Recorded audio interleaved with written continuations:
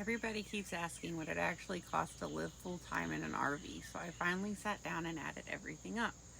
These are our real expenses so far this year. We've been full time for 7 months and we're just a few days into month 8, so these aren't estimates. This is not influencer math. These are our actual numbers. So far, we've spent, drumroll please, $21,709.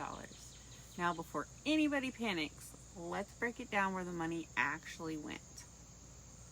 Our biggest expense has been campgrounds. We spent about $6,700 staying in mostly state parks and reasonably priced campgrounds. We usually stay 1 to 2 weeks before moving, which helps keep both campground and fuel costs down.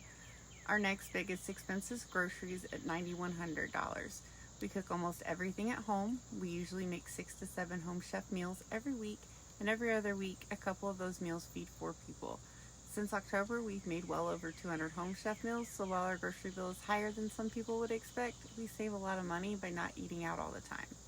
Next is our RV payment. We pay $380 a month, and since those payments started in May, that's been about $1,520 so far. Not bad. We also pay for roaming internet, which has totaled about 1,000. Since I work remotely. Reliable internet isn't optional. It's one of the most important bills we have. Then there's fuel. Between towing the camper and driving the Jeep while we're exploring, we spent only about $400 because we don't really go very far. We've also invested in making our campsite feel like home. Between the gazebo, outdoor rugs, lights, fans, and decorations and other camping gear, we spent about $2,054 on Amazon purchases. Could we have lived without some of it? Sure. But when this is your home, having a comfortable outdoor space matters. And we've also had some one-time expenses along the way. We spent $250 on underpinning, $55 on replacing our water pump, about $130 on state park entry fees, and $500 on an Airbnb on our trip to Georgia. When you add all of that together, our total comes to $21,709 so far this year. Does that mean everyone will spend that much? Absolutely not.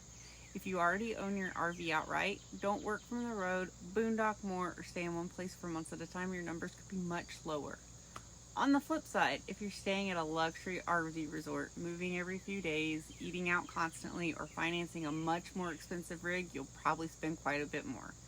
The biggest lesson we've learned that RV life isn't automatically cheap and it isn't automatically expensive either. It's just a different way of spending your money. For us, we'd rather spend it on traveling, seeing new places, sitting outside with our dogs, and waking up somewhere beautiful every couple weeks. So that's our real budget, 7 months into full-time RV life for 2026. When we hit our 1 year anniversary, it was a little bit lower because we were camp hosting last year. So I'll let you know what it is after we've finished the full 2 years. We're about to hit our 2 year anniversary, so I thought this video would be a good reminder of where we were and where we're at. So let me know what you thought our cost would be. Let me know what your costs are if you want. Let me know if you think it should be higher or lower.